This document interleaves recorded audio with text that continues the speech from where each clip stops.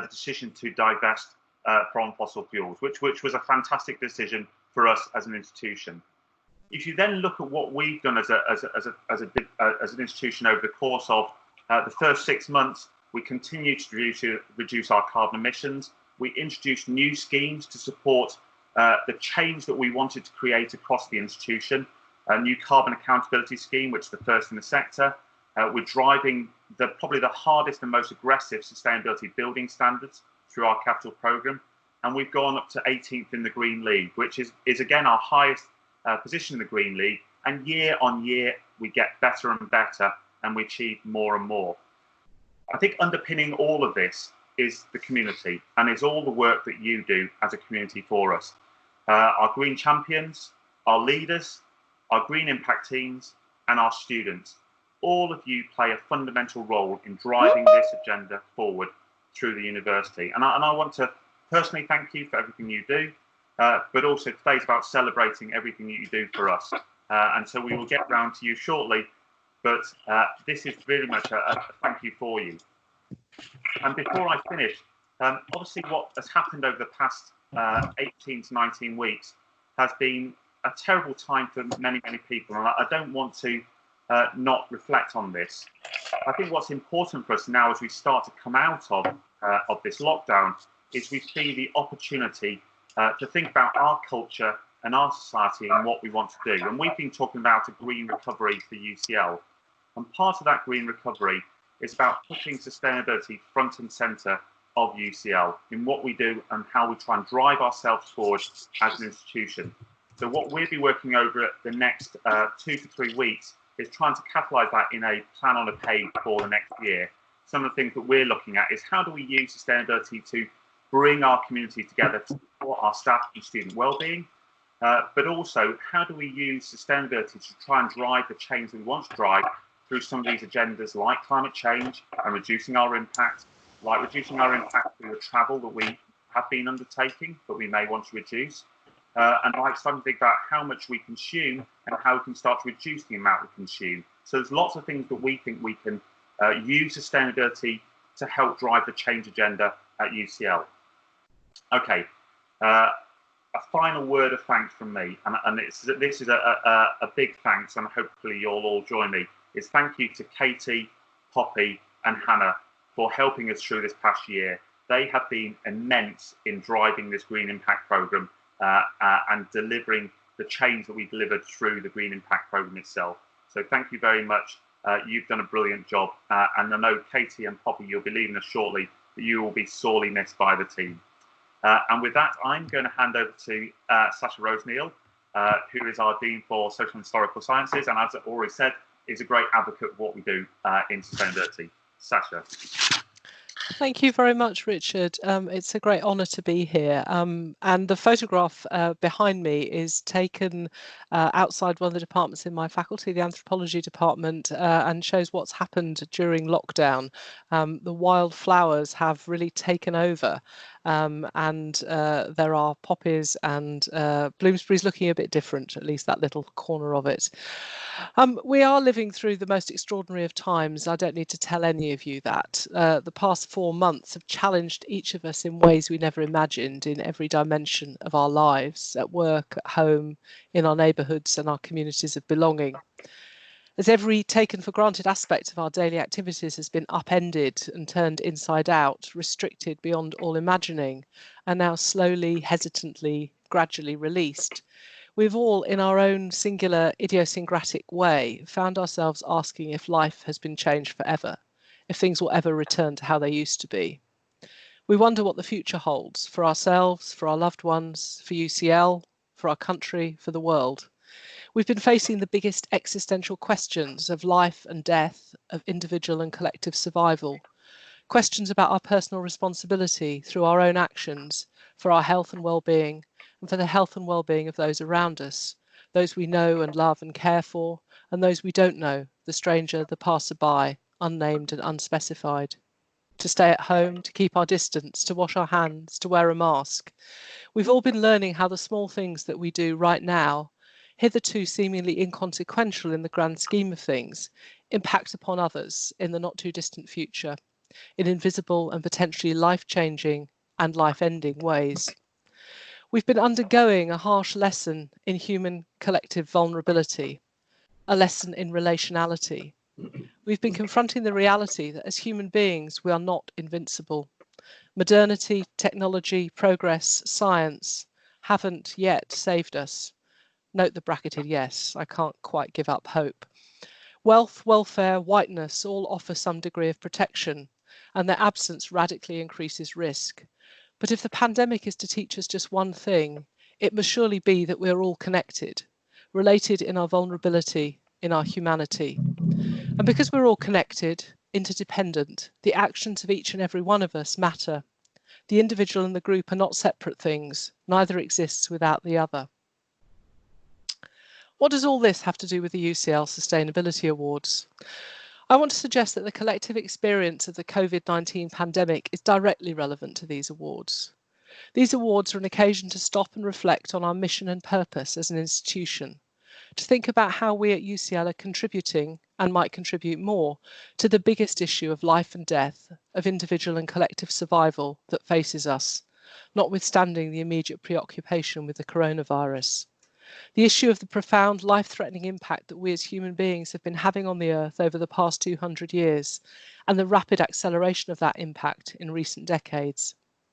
These awards pose questions about our personal responsibility through our own actions for our fate and for the fate of those around us, those we know and love and care for, and those we don't know, near to home and far away, and those not yet born. These awards demand that we consider the question of our responsibility for the air we breathe, for the seas that surround our island nation, for the animals with whom we share the planet, now and in the future. Universities are institutions that bring together past, present and future. Our research and education activities look, Janus-faced, backward and forwards, drawing on and preserving the accumulated knowledge, the inheritance of previous generations of scholars, in order to create the knowledge on which future worlds will be built, and through our work in the here and now with today's students and colleagues. As such, the question of sustainability is, or should be, a leitmotif in all that we do as an academic community. We need to continually reproduce and revitalise ourselves to ensure that we can continue our work into the future. And we need to attend to our connectedness to those around us, with the environment, human and natural, on which we depend, both close to home and far away. But that's all a bit abstract. What does this actually mean in tangible reality for the everyday work we do at UCL? Well, I'm going to just say a few things about what we've been doing in the Faculty of Social and Historical Sciences over the past year in order to try to put the question of sustainability in its rightful place, which is at the heart of our thinking and actions. So in 2019, we spent a good 6 months developing a new 10-year strategic vision for the faculty.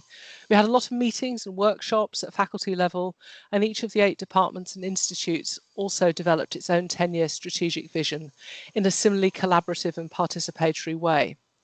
And right across the faculty, from art historians at the cultural end of the faculty to archaeological scientists and physical geographers at the natural science end of the faculty, via the anthropologists, the historians, the human geographers, economists and political theorists, climate change, sustainability and the Anthropocene emerged as the most urgent and pressing of thematic priorities to which we decided to dedicate ourselves in the next 10 years.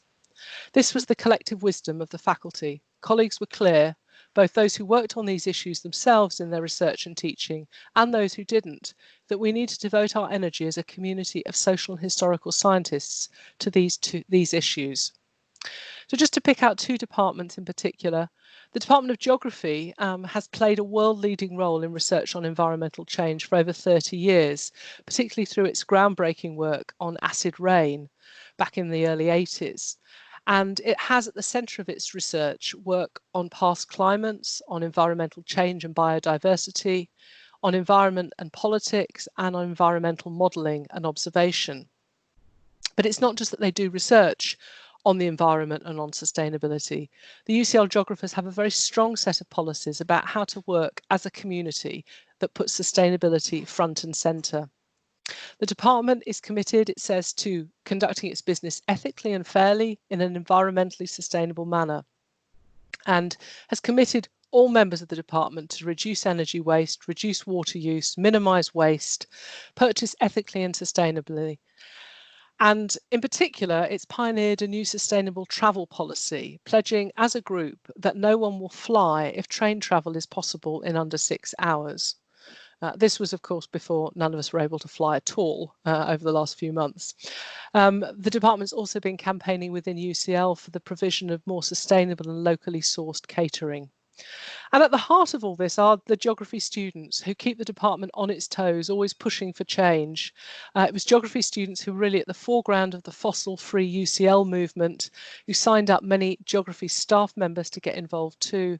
And it was students who really led this debate, and we must recognise this.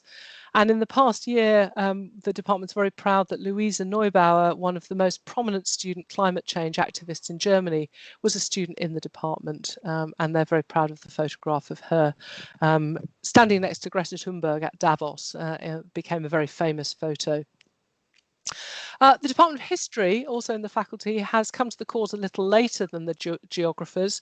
We could make a joke about them being historians, so they're sort of a little slower at things, but they've been doing really fantastic work this year. They've appointed a new Director of Sustainability for the department, Dr. John Sabathy, and under his direction, sustainability is taking a new centrality in the history curriculum. From last autumn, all UCL history undergraduates are introduced to sustainability issues from a historical perspective right at the very beginning of their studies in the department's traditional Freshers residential weekend. The 2019 Cumberland Lodge weekend was called Climate Emergency, and the opening lecture was on the history of the Anthropocene. All UCL history undergraduates are taught about environmental history in their compulsory Approaching History module, and there are now numerous modules that they can then progress onto, including John's new module, Emergency History, a natural history of humanity for the present. And John will be co-convening the new cross-departmental interdisciplinary COVID-19 module that we've been developing in the faculty, at the heart of which is the question of the relationship between COVID-19 and anthropocenic impacts on the natural world, including the study of trans-species transmission of disease. And in line with many other departments, history is encouraging staff to minimise carbon costs of travel and research. They're reviewing proposals for all departmental events for their sustainability impacts, and they're changing how they procure resources. They now only have e-documents for all meetings. They've switched to vegetarian catering and have banned single-use disposable items of any kind. Finally, I should mention the new faculty project, which we're calling the Anthropocene Initiative. Although the pandemic put paid to our plans for a summer school and a big public launch, which was going to happen around about now, and slowed down our preparations very considerably, we have held a series of very successful seminars within the faculty, online seminars, drawing together hundreds of colleagues over 5 weeks to debate and discuss the notion of the Anthropocene from very different disciplinary perspectives. Our website will go live very soon, so watch out for that. And in the autumn, you will all hear from UCL Anthropocene as we reach out to staff and students from other faculties and from professional services to establish UCL as a globally leading academic centre for research and teaching on the Anthropocene, its historical genesis, and the environmental and political challenges that this new era poses for the planet. That's enough about what we're doing in social and historical sciences. We're just one small part of the amazing jigsaw puzzle that is UCL.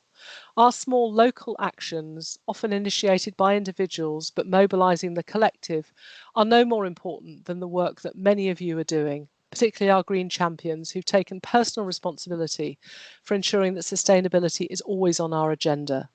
Not as any other business at the end of everything else, but seriously high up our agenda. There are now, I understand, 300 members of the UCL Green Champions Network, and there are green teams in almost 70 departments. You are the heart and soul of UCL's sustainability work. Before I hand back to Richard, I just want to say a big personal thank you to you all. All the small actions add up. We need all the small actions, just as we need the big radical moves. Our lives depend on both. Thank you for listening.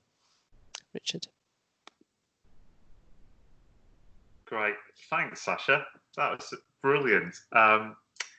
Just the kind of inspiration that I think we're all looking for at at this event and also at this point in time. And I think what struck me, but two things about your presentation in particular struck me. One, your background is absolutely fantastic.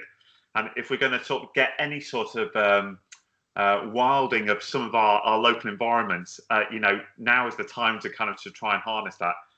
The second thing is you know, I think what your faculty are doing is showing leadership, you know, across our academic areas. And I think to be successful in driving sustainability into an institution like UCL, we need to move away from just focusing on the operations to think about how we bring it into some of our core activities, the teaching, the research we undertake, and some of the knowledge that we create. And you know, I think it's through the work of our faculties that's going to make such a big difference in the years to come.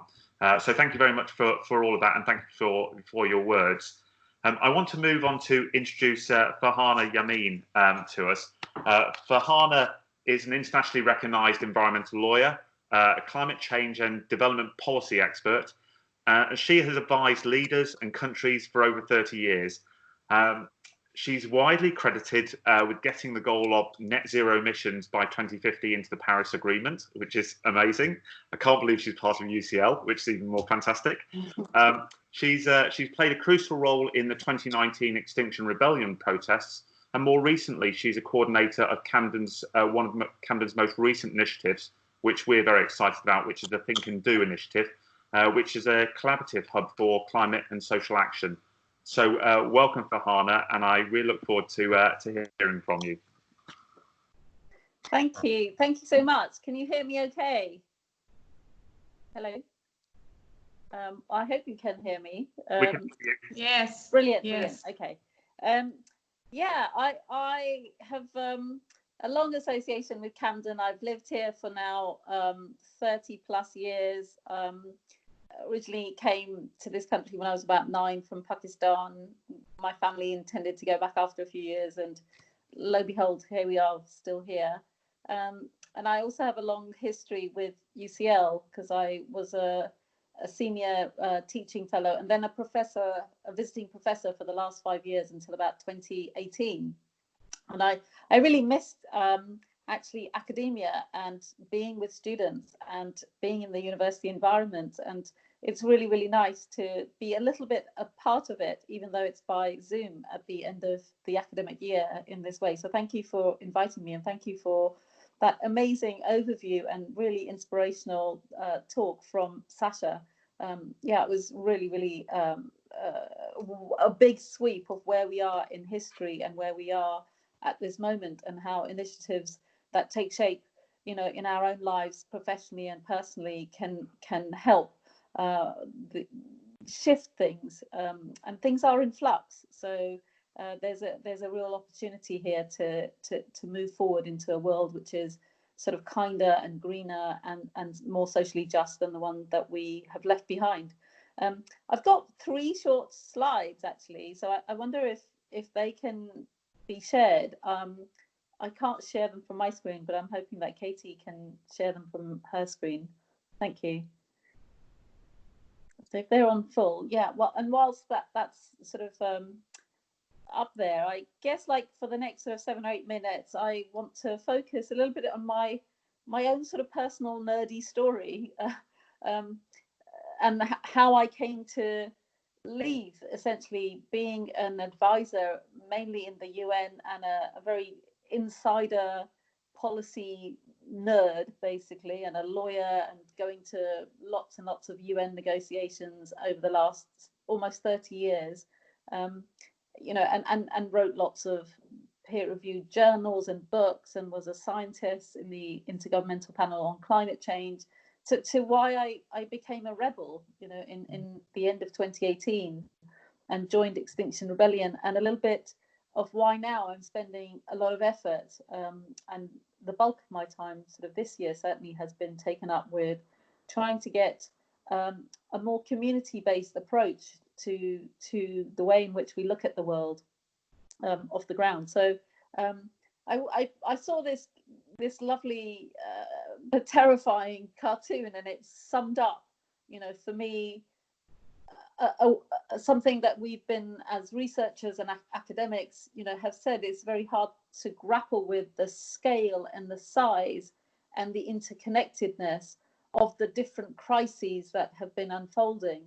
So in fact, as COVID struck, we were still in the tail end of the financial and economic crisis from 2008, and we were in the tail end of austerity. Austerity was being eased. I don't know if people still remember. It seems like a long time ago, but austerity was being eased, and that was the financial crisis from 2007 that we were still coping with in much of the world, and using the large bulk of our public money, our taxation, the way in which we distributed resources, the way in which we prioritized or didn't other crises such as climate change, such as biodiversity. So these crises are linked, but most of the time we spend, our immediate focus is the one that's before us. And right now, the one that's before us for the last 4 months has been COVID.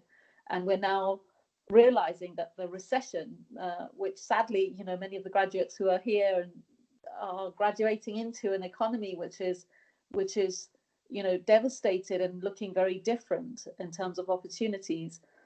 We've got the climate change crisis, and last year when I was the year before frustrated with my own personal efforts to drive forward the international negotiations and the implementation of those obligations that were negotiated in Paris, for example, the obligation to return emissions to a level that would stabilize atmospheric emissions, which in effect means the phasing out of all greenhouse gases on a net basis. You can emit some, but you have to basically get rid of far more than you emit through different mechanisms.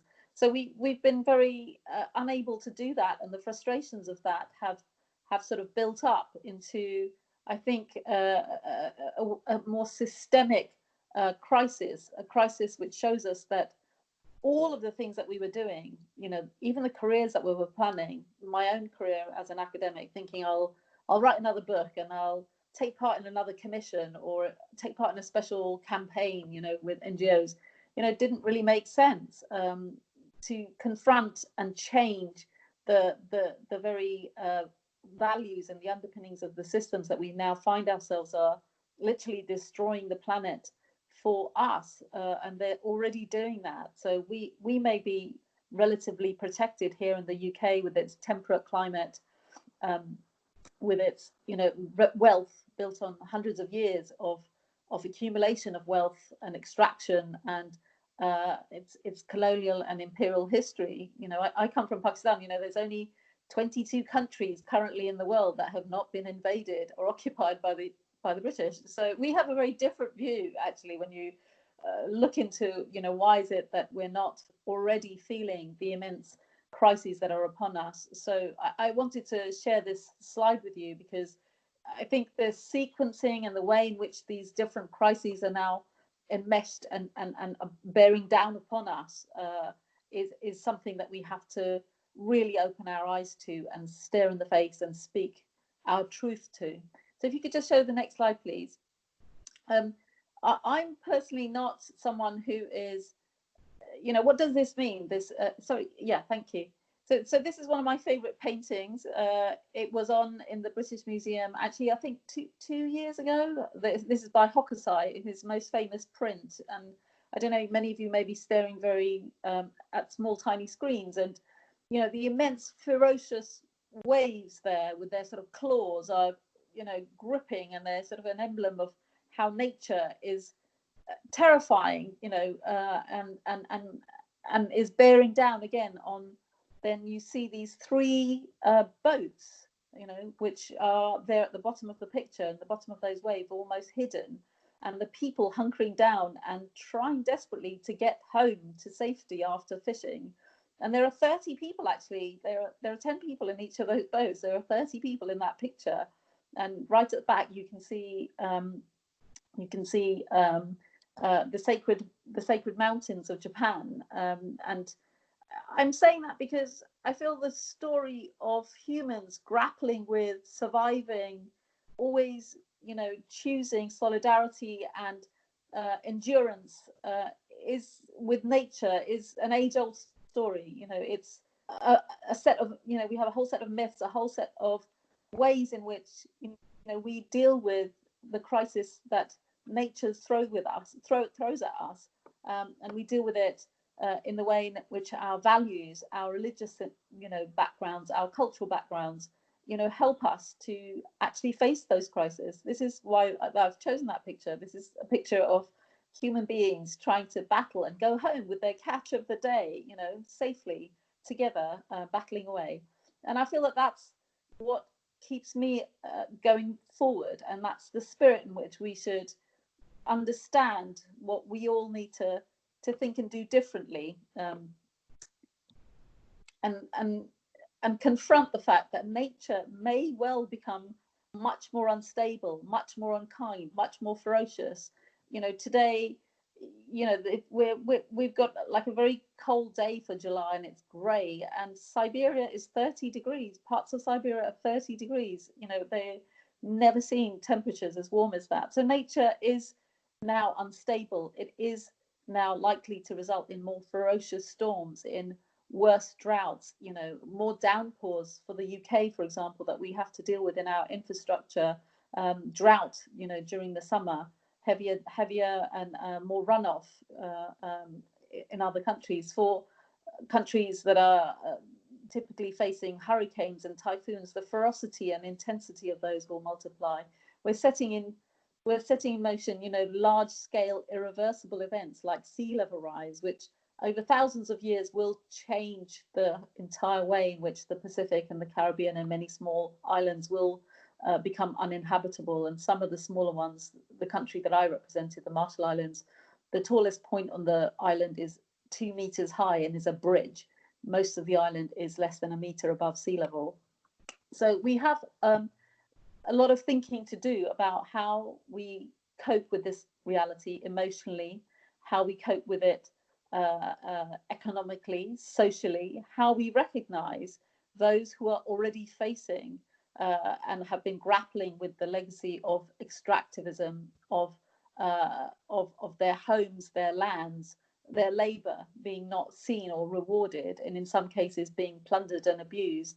We're still living, as we speak today, with many environmental defenders, many of whom are indigenous peoples, tribal lands are being gobbled up as we speak, and many of those defenders are facing far more than just the arrest that I went through. They're facing often death and persecution and torture, and environmental journalists are facing huge penalties for trying to speak and tell the truth in many of those countries. So I'm just emphasizing that we have a lot that we can do here in this country to understand and publicize and stand with and change the way in which we think and do things, to highlight those struggles. And if you show the next slide, please.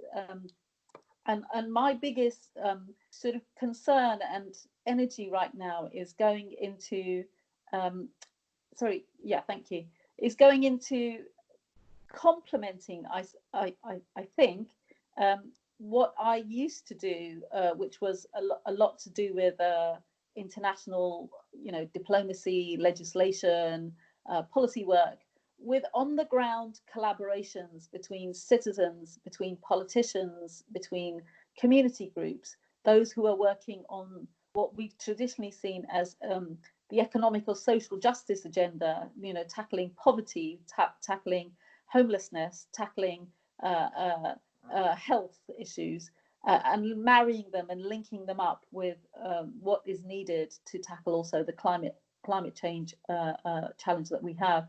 So we've created a hub, which is now currently closed, which is currently, you can see in the teal colour, a shop in Kentish Town, which the council had a lease that they were not using for at the end of the 6 months. It was a 6-month unspent lease. And the sort of idea is that we try and get together, band together, and see if we can use vacant or underused buildings or underused premises to forge these connections, to tell our stories, to look at how the diaspora communities can speak to their truth and their history and their environments. And I really very much hope that UCL, who we've had lots of discussions with before COVID started, that we might find a venue within UCL, say once a month, to turn one of the spaces that you may have into a think and do space where people get together, where students, staff, and the council members get together and create radical new ideas, really unleash our imaginations and roll out ways in which we can accelerate both Camden's, climate action plan and also the UK's climate action ambition. And I'll just end that, that idea of having lots and lots of spaces, taking back our commons, creating new ones, is actually is a radical way of generating connection and beginning to care and understand much more about who change is affecting and how. And right now, as we are in a moment, as Sasha sort of said, of great change, of great hope, of great possibility, and great understanding. With Black Lives Matter, I think people for the first time in my time here in the UK for the last 40 years are really beginning to understand that there is a question mark about the legacy of colonialism and imperialism, and that not everyone has the same chances in life as we think and take for granted. So I hope that the idea of a rollout of think and do spaces, those of you who are leaving UCL, those of you who are going to stay, that we can collaborate and get a little pilot, a little scheme going. And we're happy to help you once everyone's had a break over the summer. And I look forward to keeping in touch and supporting, anything else that you may do. Thank you.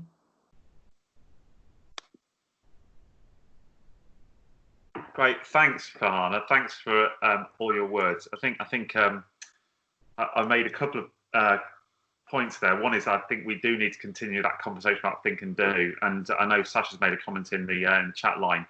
I think that sort of space would be absolutely amazing at UCL. I think we've got some really good links in with the local community, but we need to strengthen those links. I think a university is built upon its place, and we need to cement that place with stronger ties to Camden. I know Camden would welcome that.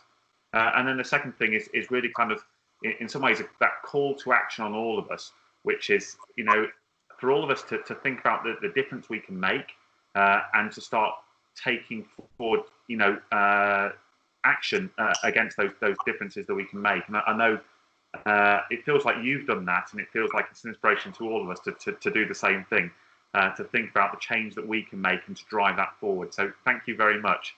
I'm going to move us into the awards now. So and we're going to start with celebrating our green impact teams, and particularly the bronze, the silver, and the gold teams. As we said at the start of the ceremony, what we are going to try and do is I'm going to run through in groups of 5 the award winners. If you could, when I name your team, if you could flick your camera on if you want to, give us a wave. We'd appreciate that, because we are recording this, so we can acknowledge you and also give you an opportunity to show your face. And then once you have finished, if you could just turn your computer back up again, your camera back up again, that'd be fantastic. Okay, let's get started with the bronze team. And before we do start, the one thing I want to say is this year has been, again, a year where we surpassed our previous records. So we have 46 teams to celebrate. Again, this is our highest number of green impact teams. We also, with our LEAF teams, which you'll hear about in a short while, we have an overall massive increase in the number of people who've been participating this year. So thank you very much. But I want to start with the bronze teams, and I want to firstly very quickly just name the teams, and as I say, if you could flick your camera on, that'd be great. First of our bronze teams is the green team from Electronic and Electrical Engineering, and that's GR, capital E, and N. Well done, thank you very much.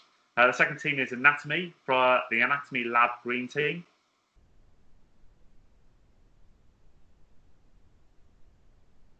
Okay, the oh, here we go.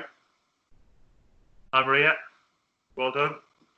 The third of our teams is epidemiology and public health, and I don't believe we've got anybody here from epidemiology. The fourth of our teams is the School of Slavonic and Eastern European or East European Studies Library. Please note this is the first of our library teams. Well done. And the final of our bronze teams is the medical school.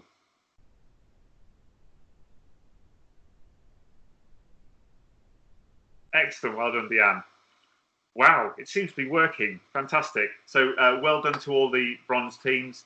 The next groups we're going to celebrate are our silver teams. And the first group are our Department of Information Studies.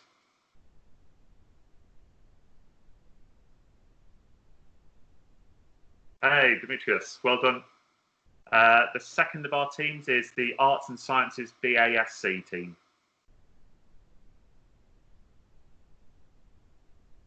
Well done, Angela. Hi. The third of our teams is the Centre for Biodiversity and Environmental Research.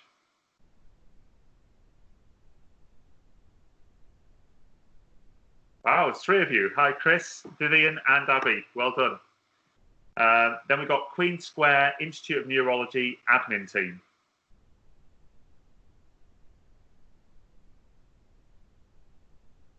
Hi, Alex. Hi, Oksana. And hi, Sarah. Well done. Congratulations.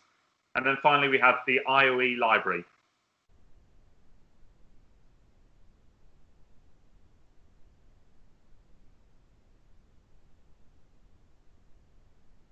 Maybe we don't have anybody from the IOE library. So the second group from our silver teams are the main library.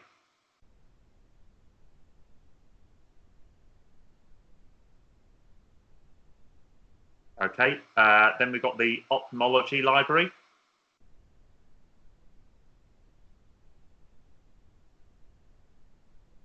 Yeah, I think, Sasha, the librarians aren't. No, we have got a librarian. Hi, Shinwa. Congratulations. And a drink as well. Brilliant. The science team.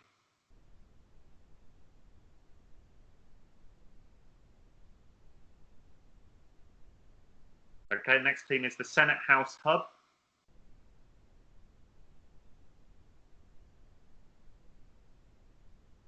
Hi, Bernadette. Well done. Congratulations. And then finally, the last of our silver teams is the Wickford Zero Waste team.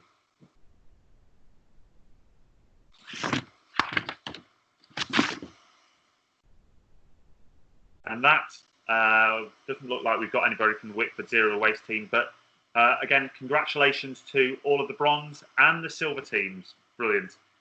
We're now going to move on to the gold teams, and we've got 31 gold teams. The first year we did this in 2012, I think we had one team that managed to successfully achieve a gold award. So this is, again, phenomenal achievement across the board. And the first of our gold teams is the Cortex Lab.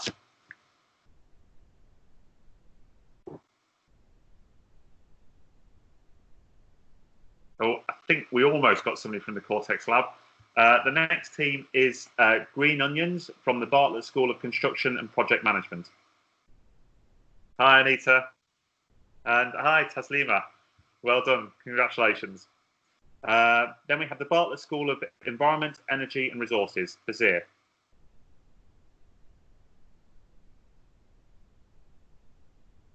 Hi, Emily. Hi, Velvet. Congratulations. The mathematics team.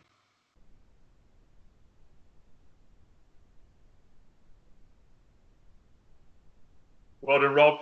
Nice drink. And then finally, we have student and registry services.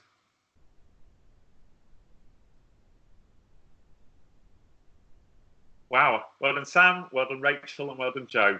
Congratulations. The next group, we have Action on Hearing Loss and Ear Institute Library. Is that you, Nadine? I hope it's you. All right, the next we have the Bartlett Library.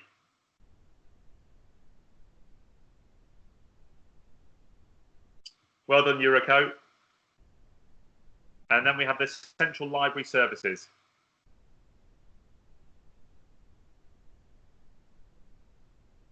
Hi, Ben. How are you doing?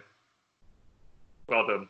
Oh, Good. Yeah, Colette did all the hard work. So congratulations, Colette and colleagues. Great. Thank you. The Cruciform Hub.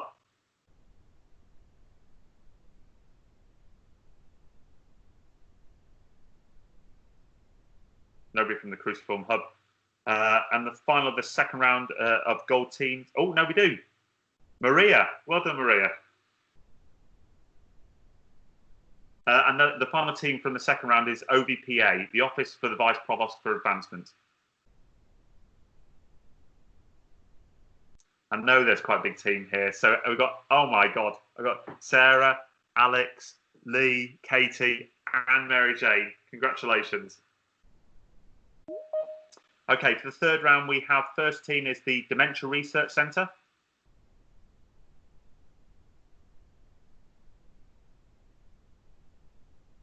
Well done, Lloyd. Yes, thank you very much. Congratulations.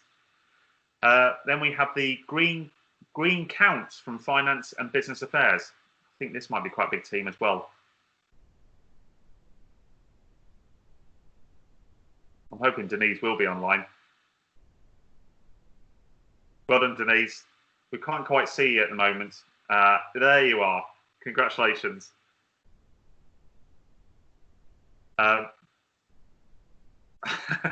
The next team is Green Surgery from the Division of Surgery.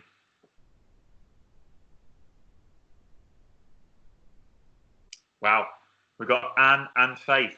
Congratulations. And then we have the Institute of Child Health Library.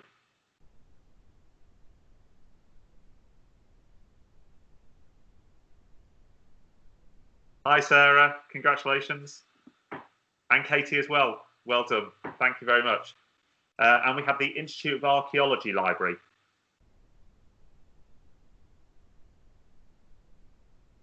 Well done, Safina. Brilliant year. For our fourth round, we have the Institute of Clinical Trials and Methodology.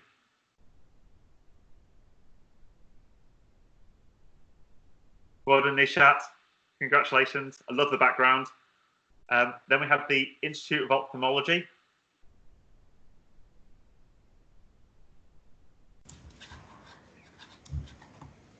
Hi, Jill and Olive. Congratulations.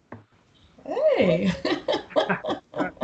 Have the Legion of Nomia from Greek and Latin.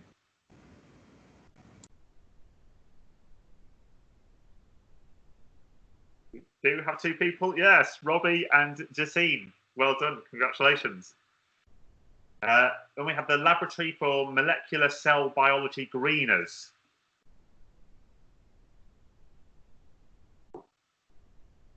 Melanie, Christine, congratulations, and to your team. And then finally, I knew they'd be somewhere in this. We have PALS, Psychology and Language Sciences.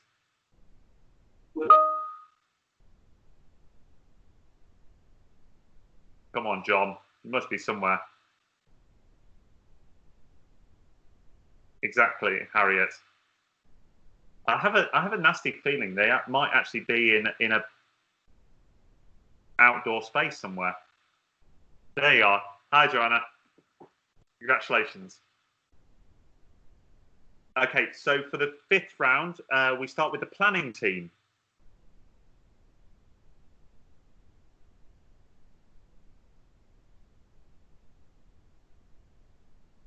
I think Laura was hopefully representing the planning team. Well done. We have the Queen Square Library. Oh, hang on. We managed to hear. We can hear your voice. Ah, Sarah again. Don't worry. I spent 18 weeks stumbling over these buttons, so I can quite easily excuse one mistake. Then the Royal Free Medical Library.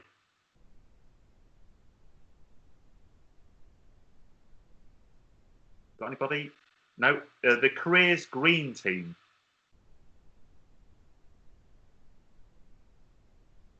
Ian, Maria, congratulations.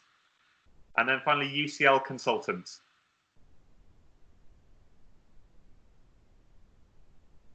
Ingrid, wow. Thank you so much. It's our first time. We're really excited. Thank you so much. Thank you, Ingrid. And finally, we've got our last 6, School of Pharmacy Library. Yeah, because if I'm pressing that button, it doesn't allow anywhere. Doesn't it? Oh, now it does. I don't know. Oh, I can hear somebody. Yeah, oh, so sorry. Yeah, no, I mean. This is Carl. Yeah, I knew you'd be somewhere. Okay, the next team is. I need to wave. Thanks, John. Next team is Innovation and Enterprise. Here's Harriet. Hi, Harriet. Hi, Gemma. Congratulations. And Joanne, congratulations. The next team is the Institute of Ophthalmology, Orthopedics Library.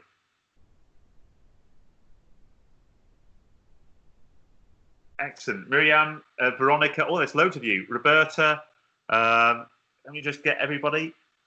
Jazz and Danny, congratulations, everybody. Well done. Great year. Next team is the Language and Speech Science Library.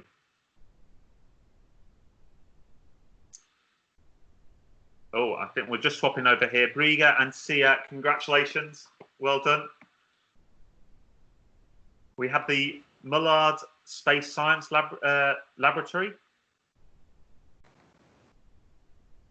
And that is, oh, again, Alice and Akana. Congratulations, well done. Good year. And then finally, we have and Julia as well. Finally, we have the UCL Nursery.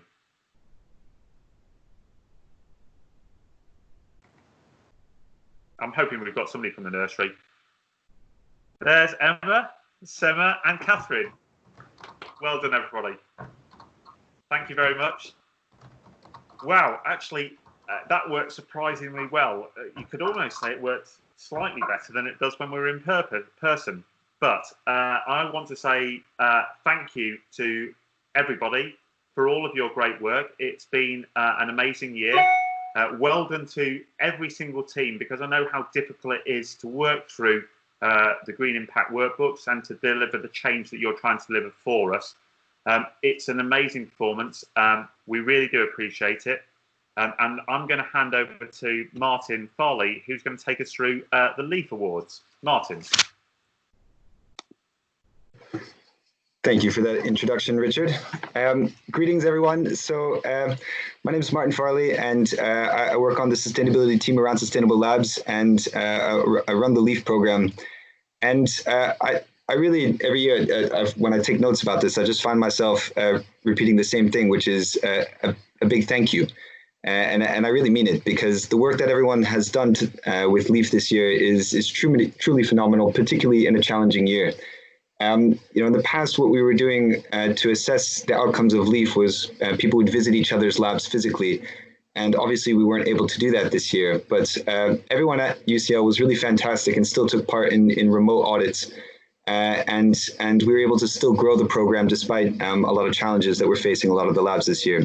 So I think just a really big thank you from myself to everyone. And I have to as well mention a thank you to Emily Phelps, who was working with me this year, who helped conduct a lot of the audits. Some of you might have come across Emily during the audit time. And of course, a big thank you to Katie and Poppy and Hannah for putting together this fabulous event. We're just assessing the outcomes of LEAF this year, and we're looking at some of the impacts. We think we've saved another couple 100 tons of carbon thanks to all of your fantastic actions. And we also think that we've saved around 70,000 or 80,000 pounds worth financially. So it's a lot of good work, and it's had a tangible impact. And I think you all really deserve a round of applause, which I would give if we could in this format. So without further ado, in the similar style of Richard, I'm going to announce out the folks. And if you could throw on your camera and give a little wave and in appreciation for the good work you've done. And we're going to start with the bronze awards, and the first bronze that we're going to start with is clinical neurosciences.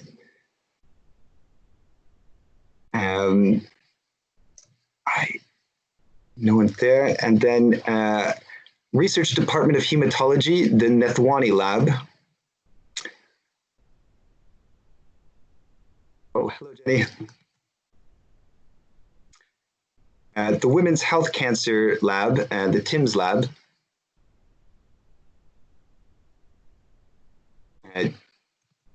Genetics, Evolution, and Environment, Darwin Floor 2.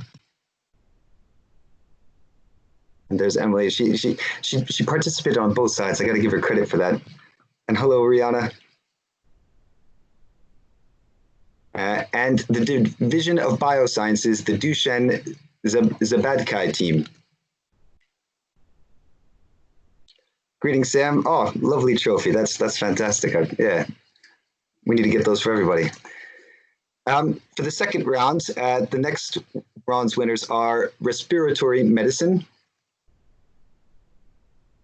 I believe Nina's here someplace. Okay. Metabolism and Experimental Therapeutics, the Batterham Lab. The Wellcome Center for Human Neuroimaging.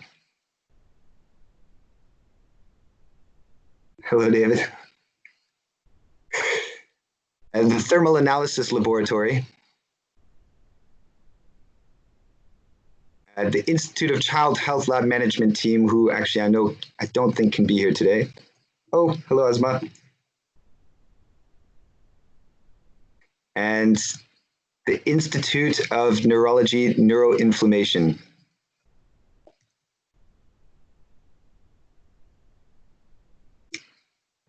Hello, Alice. Oh, hey, Katerina. Now, we have quite a few from the Institute of Neurology coming up, but I want to mention as well the Institute of Healthy Aging Fly Lab. And I think the next four are all going to come from the Institute of Neurology. So there is the Department of Neurodegenerative Diseases, DND, also referred to as. There is the Clinical and Experimental Epilepsy Lab from the Institute of Neurology. The Brain Repair and Rehabilitation Team, BRR. And finally, the Dementia Research Institute. I think I've just missed it now. Oh, sorry if I'm going a little quickly. There's, from respiratory, I think.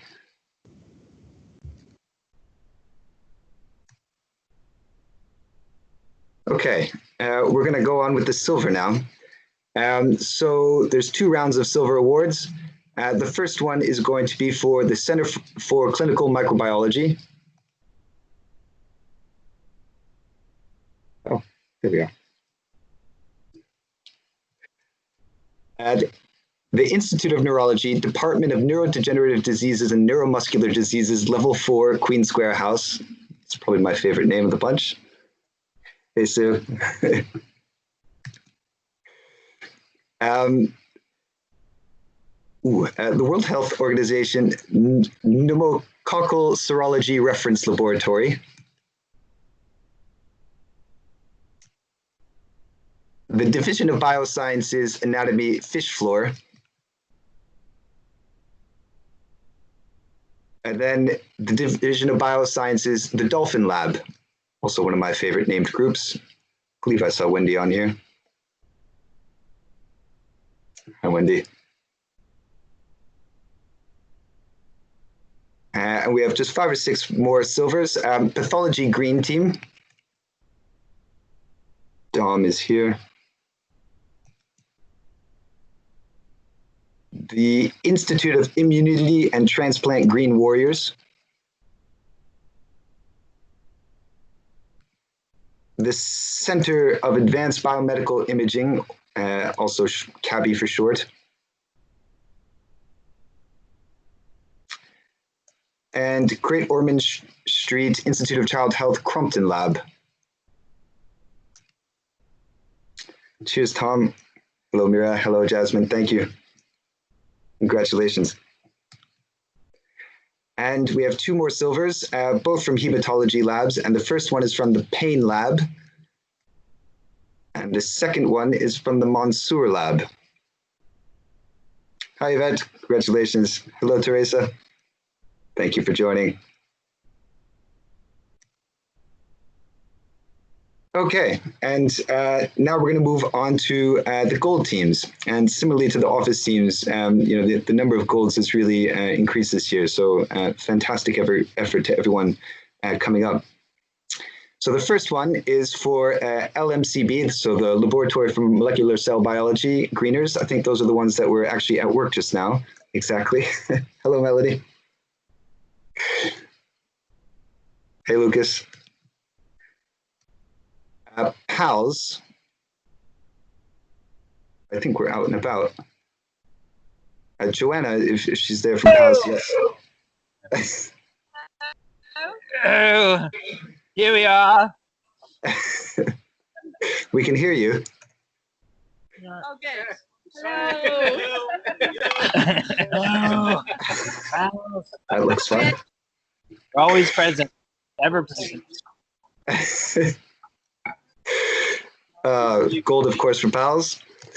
The Division of Surgery.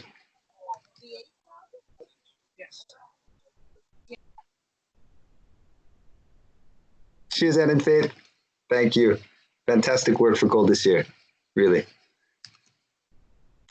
Right, and the next 10 are the Civil, Environmental, and Geomatic Engineering Green Labs Group, or CEGE for short. I believe Ucl is somewhere. Yes, fantastic effort by Ucl. Really, really fantastic effort. Cheers. Advanced Center for Biochemical Engineering, or ACBE.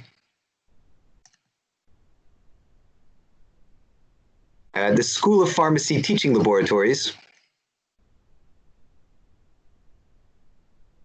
The Developmental Neurosciences and Kurian Group. And then the Institute of Ophthalmology. I think I saw Jill there previously. Fabulous green dress as well. It's looking very sharp. Congratulations, Jill. And then the last round is the Institute of Archaeology. Oh, hey, Olive. Sandra, always a fantastic effort. Congratulations. The Institute of Neurology, Level 7 Queen Square House, and this is a combination of DND, NMD, and CMN. I'm not going to attempt all of those acronyms. I think Daniela is in here. There's Daniela. That's a fantastic background. That wins some points. The Institute of Neurology, Neuromuscular Diseases, levels 5 and 2 from Queen Square House.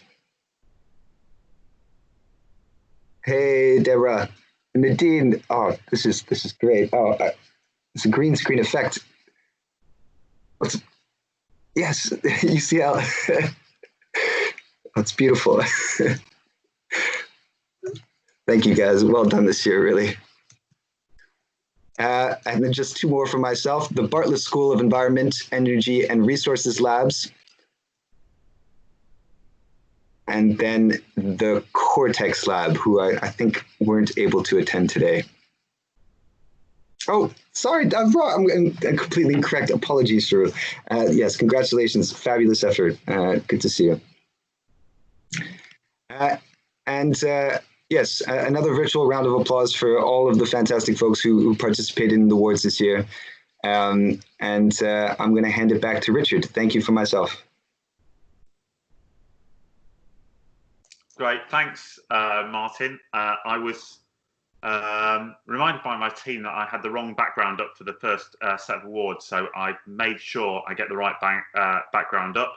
As you can see, I think you can just about see it. It's quite a heavy award. I firstly want to quickly thank Martin and Emily for all of their work they've done this year. in terms of the LEAF programme. This is a programme that UCL has been developing over the past 2 to 3 years. And we're starting to see real traction with this programme because it delivers both efficiencies in our labs, it delivers sort of cost savings for our labs, and it's increasingly being recognised by other institutions. So this is a really exciting area for us to be at the forefront of.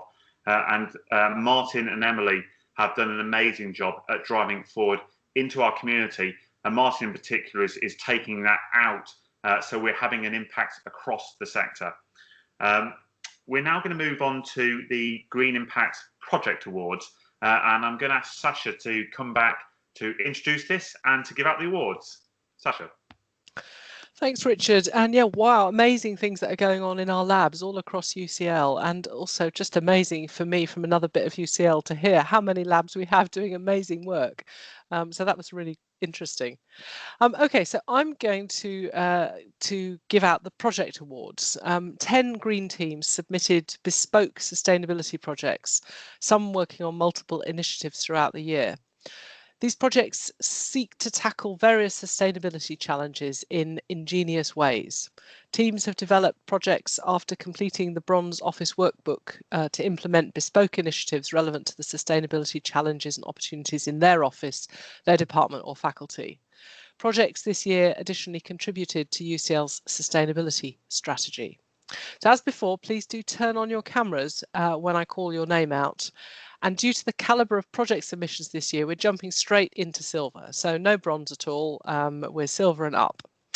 First of all, at silver then, Innovation and Enterprise are receiving silver awards for both their projects. Ditch the Disposable, which tackled single-use plastics at events and in catering, saving over 1,000 single-use plastic items. And Food Habits, which encouraged a behaviour change around food habits both at work and at home, particularly around the consumption of animal products. Their success was due to a truly collaborative approach within the department and beyond with UCL caterers. Fantastic work. Next up is Division of Psychiatry. They receive a silver award for their Pledge for the Planet project, which encouraged environmental behaviour changes for staff and students. Well done. The Bartlett School of Environment, Energy and Resources receive a silver award for their September challenge, which promoted physical health, well-being, community building and carbon reduction. Well done to the Bartlett School of Environment, Energy and Resources, and you were obviously using your own resources in that. Well done to those teams, and thank you for your commitment to going above and beyond for sustainability.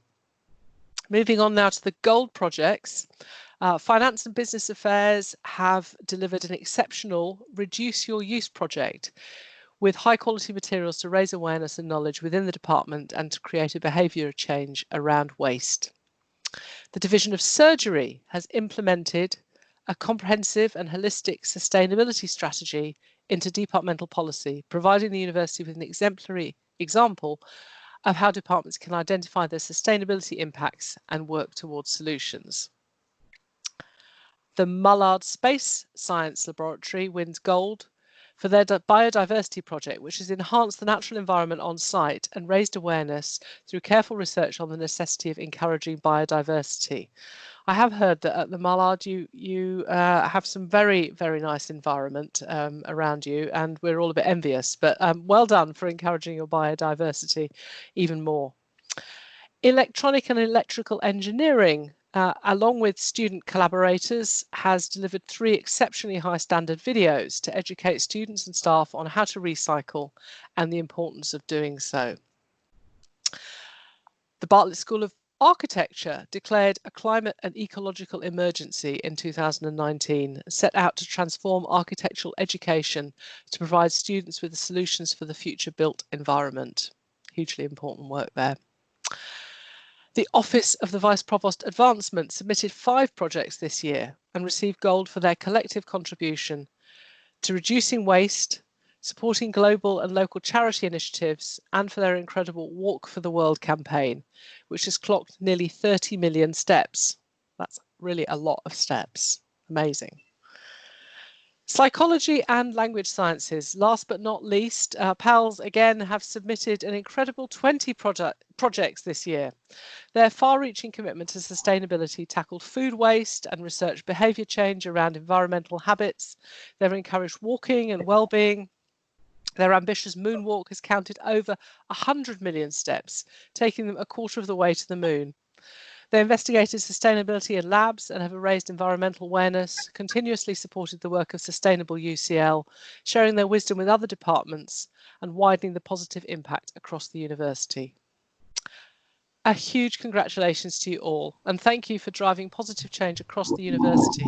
I can't wait to see how these projects unfold when we return to campus. Very well done, everyone. And that's it for the project awards. Back over to you, Richard. Great. Thank you very much, Sasha. Thanks for handing out the awards. Well done to all of the teams. The projects have been phenomenal again this year. And it puts a smile on my face to think about the ideas you're coming up with and how you're driving those ideas forward with your teams. So well done to everybody. I'm going to hand over to Katie because we also need to say a special thanks to all our Green Impact project assistants. So Katie. Hi, thanks, Richard. So first of all, well done, all of our Green Impact teams, LEAF teams, the project teams, everyone. It's just been an incredible year for sustainability. So thank you so much. And thanks for bearing with us with some of the technical issues. But yeah, that went far smoother than I thought. And I don't know about you, but it feels quite weird to be on my own, but yet have 186 people in my living room.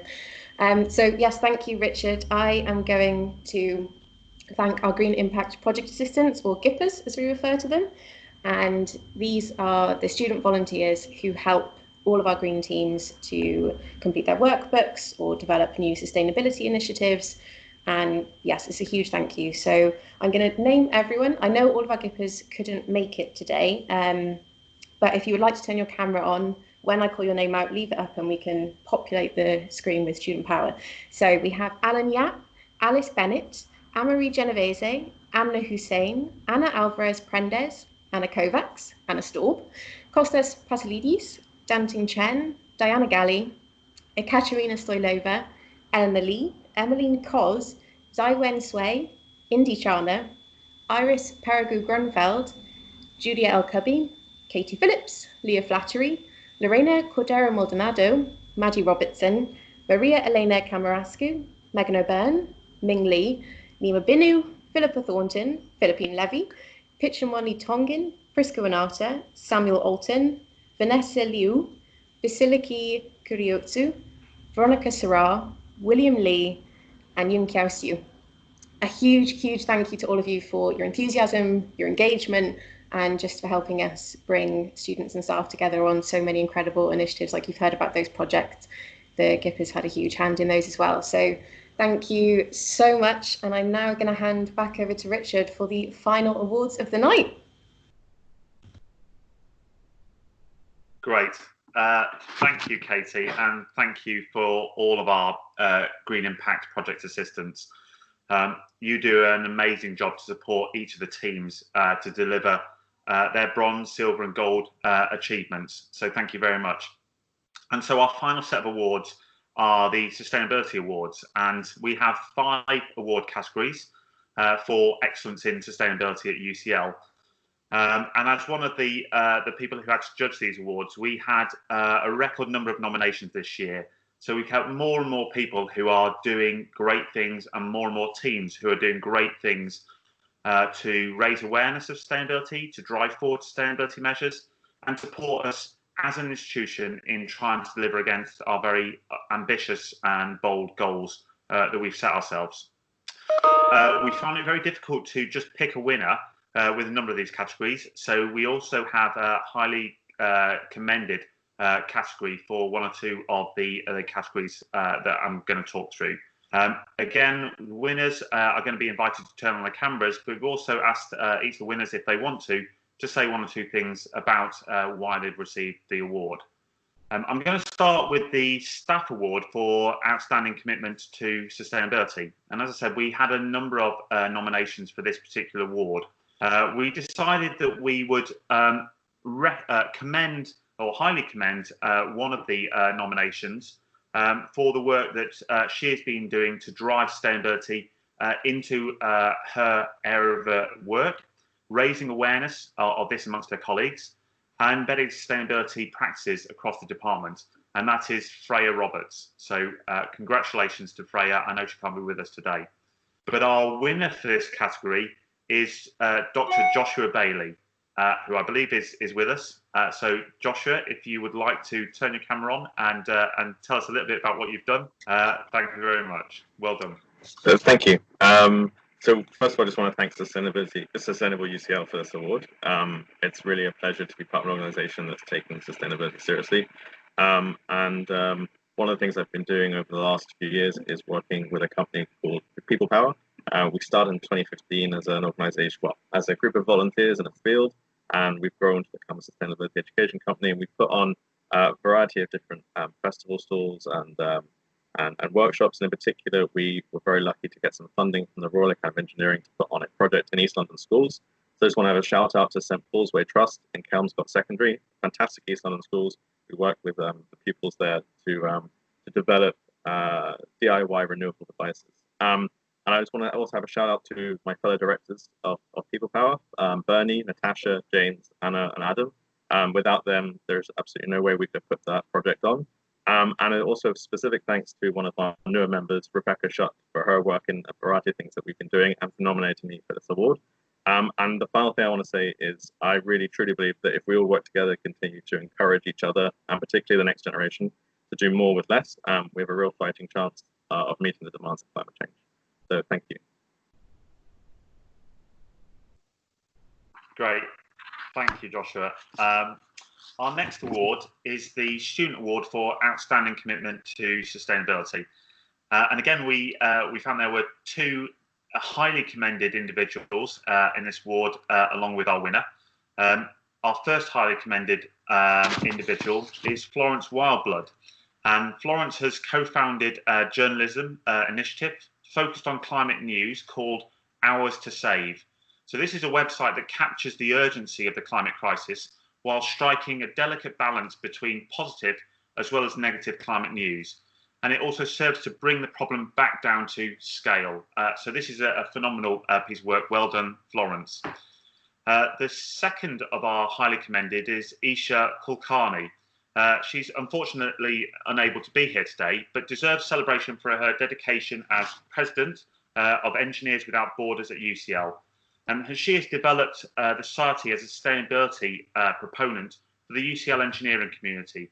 And she's nurtured a completely open and inclusive society for all. So well done to Ayesha.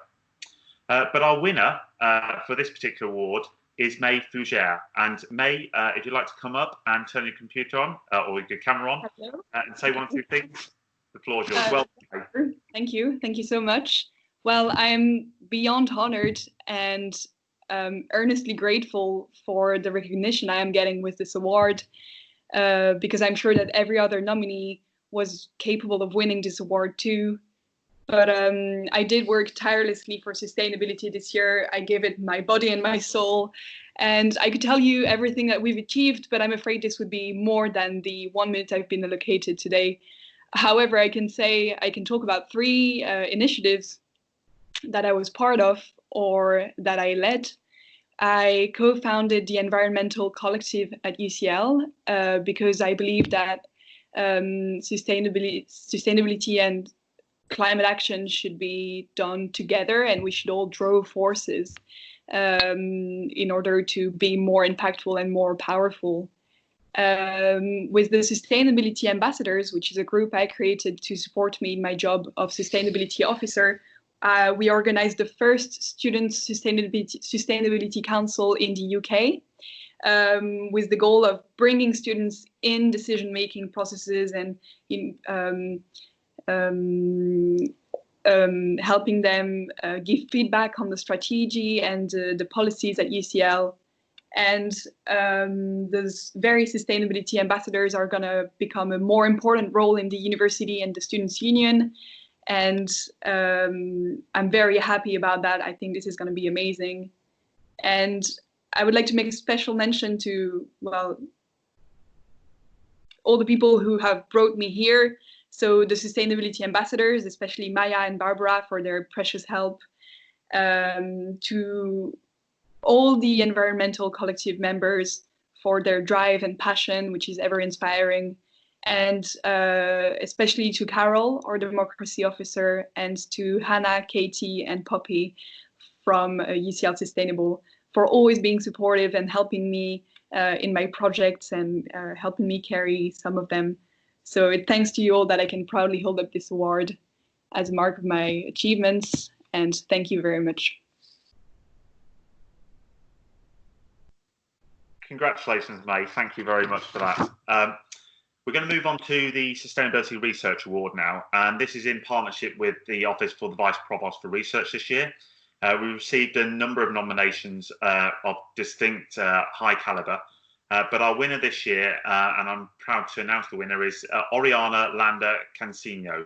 I think Oriana is online, but Oriana, if you want to come up, turn your computer on, and we appreciate your words. Thank you. Thank you, Richard. Well, I feel very honored to receive this recognition. My research was about water reuse in Mexico. And as this research compiled many of my passions, it also compiles many of my struggles. So during my PhD, I have some mental health issues, and without the right support, I wouldn't be here, of course. Thanks to my supervisor, Dr. Luisa Campos at Civil Engineering, my external supervisor, Dr. Coral Besayan at University of West London, the water utilities in my case study, SAPAF, SAPAP, and Citrata, my sponsor, CONACYT, Mamá, Papá, Familia, Amigos, and of course, the Disability Department, Psychological Department, the healthcare professionals, especially to Celso, and my study mentor, Catherine, and to many others I cannot mention. I want to say thank you very much. Muchas gracias. Thank you, Richard. Great. Thanks, Marianne. Congratulations. Okay, our fourth award is the Sustainability Impact Award. And again, we received a number of nominations for this award. And we had three highly commended awards to give out. The first is to the Nature and Conservation Group. And this is a student society that's been active for just 2 years and are already at the core of sustainability activities at UCL. They certainly helped us with the sustainability strategy. Their adoration of nature is truly infectious, highlighted by their high engagement and rapidly growing numbers. So congratulations to the Nature and Conservation Group.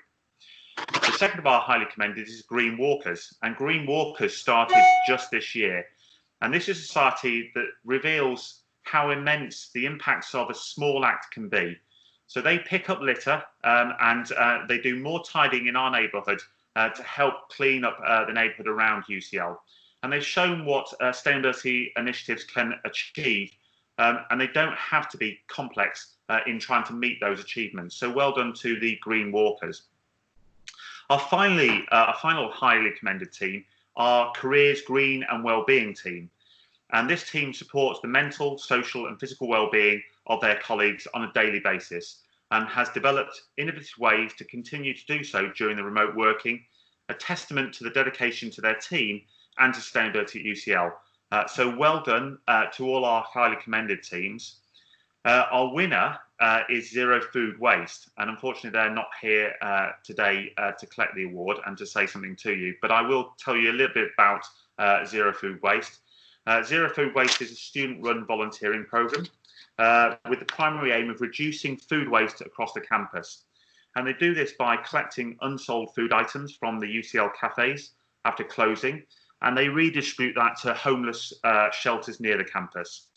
They also raise awareness of the issues around food waste. And since they've been in place in 2018, they've saved over 700 food items from campus, and they continue to work with the UCL cafes. So well done to the Zero Food Waste team and their achievement of the Sustainability Impact Award. Our final award, a special award, is the Sustainability Education Award. As we move to a new year that holds many challenges and exciting solutions in education, UCL is dedicated to embedding sustainability into the curriculum and ensuring that students have access to sustainable literacy and learning. And again, we had a couple of highly commended awards within this category. The first of which goes to Rebecca Shutt. And Rebecca has been a volunteer for the Sustainability Outreach Organisation, PPL, PWR. Rebecca has delivered workshops which gave students the knowledge and resources to create their own sustainability solutions to urban challenges. Well done, Rebecca. The second of our highly commended is to Professor Chamka Gag, and he delivers a complex course crossing teaching, research, and a digital tool development to provide students with a holistic approach to developing climate solutions. Again, well done, Chamka. But our winner, and I'd like her to turn the camera on, is Dr. Catalina Turkey. So come up, Catalina. Congratulations. Thank you, Richard. I would like to start by saying how proud I feel for being the recipient of UCL's Sustainability Education Award. And it's not only a personal achievement, but also important because it marks UCL's belief and position on the urgency of having a sustainability education nowadays. This has been the result of working alongside a number of people across the years, too many to be named individually here. However, I would like to thank next. First, very special thanks to go to my students reading MSc in Sustainable Urbanism and Transport and City Planning at the Bartlett School of Planning. And I could say that their intellectual curiosity and drive have inspired me to improve my teaching year in year. And it's fair to say that actually I've learned from them a great deal. Second, many thanks go to my Swedish and Scandinavian colleagues and friends who have helped me in my teaching and hosted my students throughout the year. And finally, many, many thanks to my planning colleagues who have had an input into my teaching and have brought in the many expertise angles which are important in delivering a well-rounded sustainability education. Thank you. Thank you very much, Catalina. Congratulations. And well done to all of our award winners tonight. I have one apology. It's that we missed one of our lab teams off when we were doing the lab team awards. So I would like to say a special congratulations to Cruciform 3.4 and to Matthew Grist. If you are around and you want to give us a quick wave, well done, Matthew. Congratulations. Nice drink. I'm going to sadly sign off in a minute. I want to say thank you to all of you. Again, as you said at the start of this, we can't achieve what we achieve without all of your contributions. You know, I honestly feel honoured that UCL has people like you working with us to deliver our sustainability goals and commitments. It has been, again, a truly sort of amazing year for us and the work we try and take forward. I'm going to say thank you very much, but I'm also going to hand over to Geraint Rees. And Geraint is the Dean of Life Sciences, but perhaps more importantly for me, he's the chair of our Sustainability Steering Group. And without Geraint, certainly we wouldn't have had the drive and ambition we've had over the past 2 years to put in place our sustainability strategy.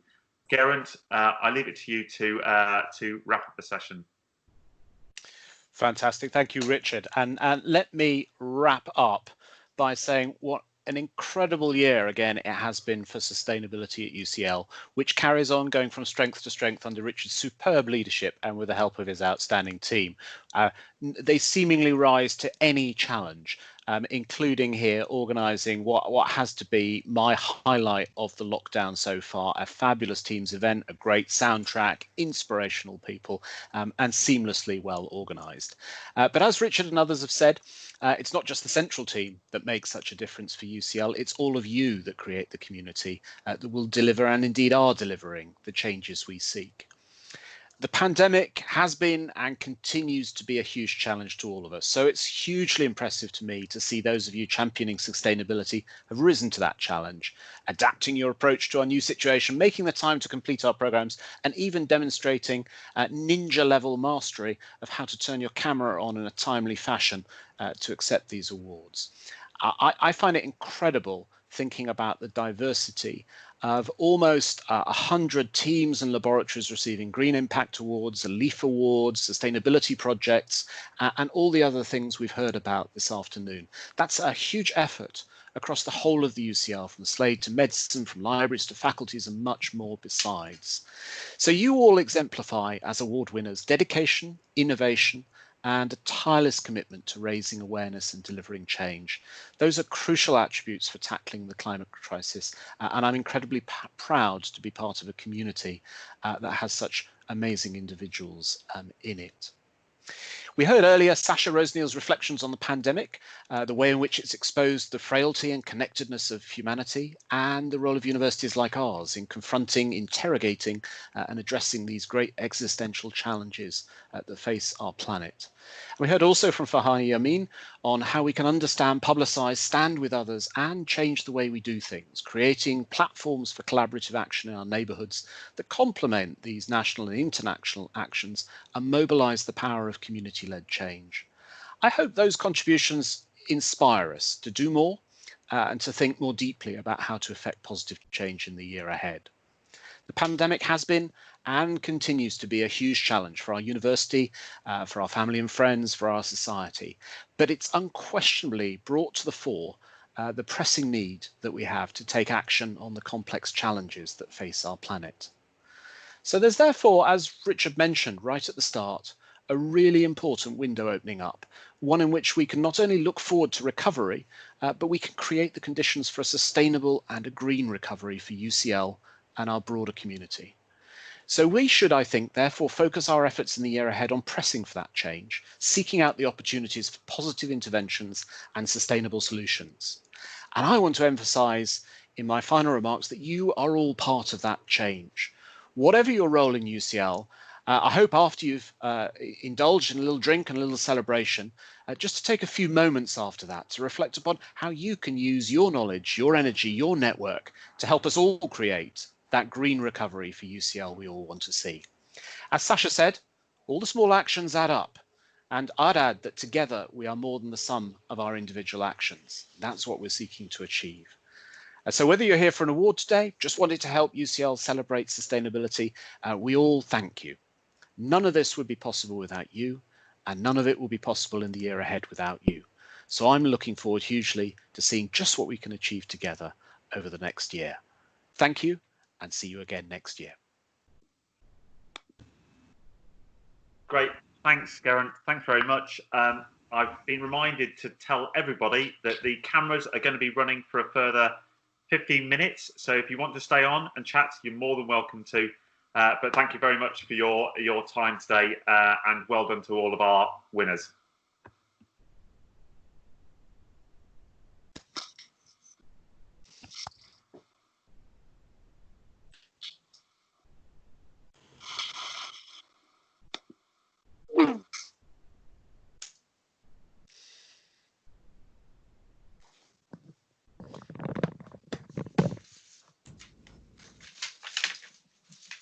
Thank you, everyone.